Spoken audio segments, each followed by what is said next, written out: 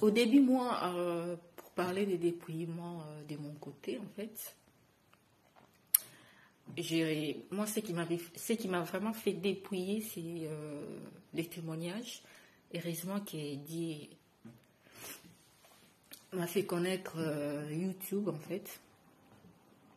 Et à chaque fois, je regardais YouTube. Je suis tombée dans des témoignages des gens qui avaient fait visiter l'enfer, les gens qui avaient visité comme ça, des gens qui avaient beaucoup de choses, en fait. Donc, du coup, j'ai commencé à regarder. Je tombe d'abord, premièrement, à une petite fille de 12 ans qui était dans une église comme ça, et en pleine prière. Dieu l'a visité, il commence à parler, en fait, à dire que non, telle chose, c'est pas bon, arrêtez de faire telle chose sur vos corps, arrêtez de faire ça, arrêtez de faire ça. Moi, je mettais même je mettais le produit, en fait, pas pour s'éclaircir, pour devenir comme blanche, mais le produit que je mettais, en fait, les de beauté que je mettais, c'était à l'hydroquinone. Donc, du coup, bah, ça me faisait blanchir un petit peu et je trouvais ça joli. Mais le diable est un menteur. Parce que je me trouve plus jolie maintenant avec ma teinture naturelle comme ça qu'avec des teintures que je mettais, en fait. Donc tout ça a été dit dans le témoignage. Arrêtez de faire ceci avec vos cheveux, gardez vos cheveux naturels, gardez tout de vous naturel. Ne mettez ni arrêtez avec des vernis, arrêtez avec tout ça, tout ce qui va avec. J'étais choquée, moi j'étais accro à tout ce qui était maquillage, des cheveux. J'étais vraiment accro. Je pouvais même pas sortir de chez moi comme ça. C'était pas possible. C'était comme l'idolâtrie, je peux dire. Je me suis dit, mais comment je vais faire? Après, j'ai regardé une dame qui avait visité l'enfer et qui a vu des gens souffrir là-bas. Parce qu'ils avaient mis des mèches, parce qu'ils avaient mis des... On prend un fer très très chaud, on te met à la tête, tu brilles, il y a toute la peau des cheveux qui s'en va, et après ça reprend, ainsi de suite. Je me suis dit, moi je ne vais pas vivre ça toute ma vie. Parce que l'enfer est éternel. Je me suis dit, non, je ne vais pas vivre ça moi. Donc du coup, à cette époque-là, j'étais encore en Russie. Je me suis dit, bon, je vais petit à petit... enlever tout ça. Donc j'ai commencé par couper mes cheveux. J'ai coupé mes cheveux et puis petit à petit ça commençait à pousser, tout ça. Et je commençais à marcher comme ça. Je vais vraiment comme ça. C'était pas terrible. Hein. J'avoue qu'à l'église où je partais, personne ne voulait plus me parler. Il y avait que la femme du pasteur qui me saluait gentiment. Le reste, c'était... il ne voudrait plus s'asseoir à côté de moi. C'était compliqué. C'était compliqué. Donc c'est comme ça que j'avançais, tout ça. Alors que déjà, dans cette église-là, quand je suis arrivée dans cette église-là, je m'habillais vraiment très classe. J'avais des cheveux de Jézabel, là. J'avais des cheveux de Jézabel, je me maquillais... je portais vraiment des... Je m'habillais pas bien. Ça, c'est... Je m'habillais pas avec des mini-jupes ou quoi que ce soit. Je faisais pas voir mes parties. Mais c'était des pantalons très serrés. Vraiment, l'habillement qui... C'est pas l'habillement d'un vrai chrétien, quoi. Ou d'une vraie chrétienne. Donc, j'étais coquette aux yeux des hommes. Hein. Mais aux yeux des dieux, ça ne lui plaisait pas du tout. Et d'un coup, comme ça, je change. Il me voit maintenant, je ne mets plus rien sur moi. Je m'habille décemment. Mes cheveux qui étaient courts à l'époque, c'était... je partais comme ça, avec des cheveux très courts. Et là, je vois le vrai visage des gens.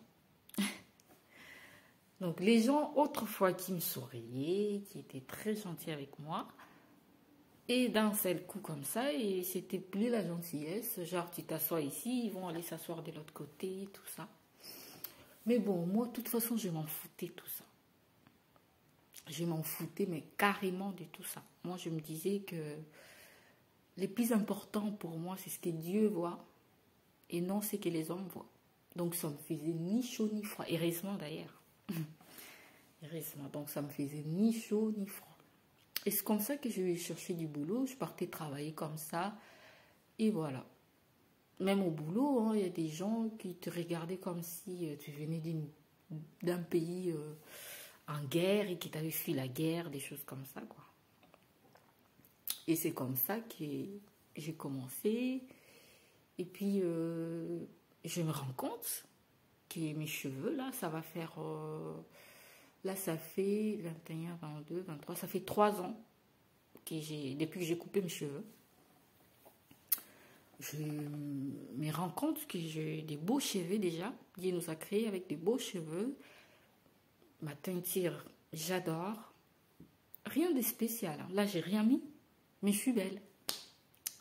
Alors qu'à l'époque, je croyais qu'être belle, c'est seulement c'est maquiller. Et que sans maquillage, tu ne pouvais pas être belle. Alors que là, je suis très, très, très belle. Mes cheveux, tout ça, nickel. En tout cas, moi, je me vois belle.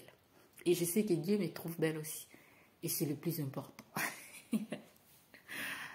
Donc, voilà un peu mon histoire sur mes cheveux. Et j'encourage vraiment à... Parce que moi, j'avais vraiment des problèmes au niveau de... Là, j'avais pas de cheveux. J'avais des cheveux...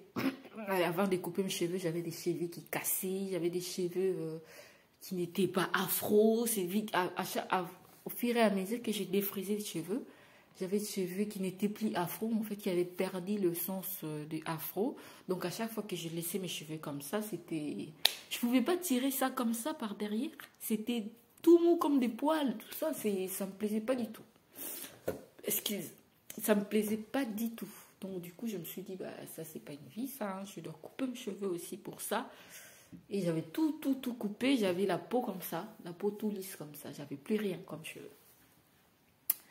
Et c'est comme ça que j'ai commencé à mettre des produits naturels, genre banane, lait, miel. Je mélange avec... enfin, des mélanges naturels, quoi. Je commence à prendre soin de mes cheveux. Et là, il y a vraiment l'évolution. Donc, comme quoi, on nous a fait croire, parce que depuis ma naissance, parce que moi, je suis née au Congo, depuis ma naissance, les gens, ils nous ont fait croire qu'une belle fille, c'est que des faux cheveux, c'est que des mèches, tout ça pour être belle. Alors qu'en réalité, avec nos vrais cheveux, on est vraiment belle avec nos vrais cheveux. Le secret des cheveux de femme noire, c'est juste prendre soin de ça. N'est pas défriser ça, parce que quand tu défrises ça, ça perd le sens du afro. Et ça devient comme le cheveu des occidentaux, ce qui n'est pas bien pour nous les noirs en fait. Donc le mieux c'est de garder ces cheveux naturels comme ça. Et puis les nourrir avec des huiles, des masques d'avocat, tout ça, des fruits naturels en fait. C'est très très important, c'est très nourrissant. Et voilà. Donc voilà un peu par rapport à mon dépouillement, tout ce que j'ai vécu. Et là, je parlais vraiment en bref. J'ai vécu beaucoup d'humiliation parce que je travaillais en Russie. J'avais pas un CDI, mais je travaillais. Il y a beaucoup de travail en Russie en fait. Où tu n'as pas de CDI, mais tu travailles tous les jours. Tu peux avoir des boulots où tu pars tous les jours, c'est fini, on te paye. Ou tu peux travailler, par exemple, 2 semaines, 3 semaines, dans des contrats de 1 mois, tout ça. Donc moi, ça dépendait parfois des travaux que je faisais, des travaux manuels, tout ça. Donc on partait c'était des cleaners parfois, des choses comme ça. Donc dans des cleaners, on nous payait après 1 semaine de travail. Et dans d'autres domaines, dans la restauration, tout ça, on peut te payer tout de suite, ça dépend de comment vous êtes entendu. Mais il y a vraiment un CDI en Russie, surtout quand on est étranger, c'est pas facile. Donc c'est comme ça que ça marchait, tout ça. Et puis dans les différents endroits où j'ai travaillé étant déjà dépouillée, on m'a regardé avec genre comme si j'étais quelqu'un qui venait d'un pays en guerre, quoi, quelque chose comme ça. Mais Dieu est bon. Actuellement, je m'apprécie beaucoup naturel que c'est que j'étais. Et c'était pas moi en fait. C'était une autre personne. Et il y a des très très fortes conséquences pour ce qui concerne toutes ces choses-là. Il y a des conséquences de quand quelqu'un met les faux cheveux sur sa tête. La conséquence est spirituelle en fait. Il y en a qui ont des maris des nuits, des femmes des nuits. Tu peux beau passer dans des délivrances. Tant que tu gardes ces cheveux-là dans ta tête, ça partira pas. Il y aura toujours cet esprit-là. Il y a ceux qui ont... Il y a des esprits, toujours des mauvais esprits à travers le maquillage, tout ce qui va avec, le boucle d'oreille et tout et tout. Tu peux prier comme tu veux, mais à partir du moment où tu as toutes ces choses-là en toi, tu auras toujours des mauvais esprits en toi. Comme le mari des nuits, les femmes des nuits, les enfants des nuits, le maladie, voire même des maladies comme ça qu'on trouve dans ton corps. On ne sait pas d'où ça vient. C'est dans toutes ces choses-là. Même des gens qui écoutent des musiques mondaines, qui écoutent de la musique mondaine, ça peut te donner des maladies, des choses comme ça. Il y en a qui ne croient pas, mais c'est triste quand on ne croit pas. C'est compliqué. Et pour ceux qui ne croient pas, c'est simple. Dieu, qui est notre Dieu à tous, Jésus-Christ de Nazareth, si tout ce que j'ai dit, si tu ne crois pas, ben, tu pries. Tu pries, tu te dépouilles, tu pries que Dieu te montre réellement si tout ce qu'on dit est faux ou est vrai. Parce que moi, je me rappelle quand je me suis dépouillée avec mes cheveux, tout ça, quand mes cheveux commençaient à pousser, je me suis dit, bon, je vais mettre un peu le fil de tricot là. Je croyais que ça n'avait pas d'impact au niveau de mes cheveux. Je croyais qu'il n'y avait que le faux cheveux des brésiliennes, tout ça, qui avait d'impact. Donc j'ai essayé ça. Et le même jour, en dormant, j'ai rêvé que il y avait mes cheveux, c'était un mauvais rêve en fait. J'ai rêvé qu'il y avait des cheveux, il y avait quelqu'un qui me grattait le... C'est comme s'il y avait des serpents qui marchaient sur ma tête. J'ai vraiment enlevé ça et je me suis repentie.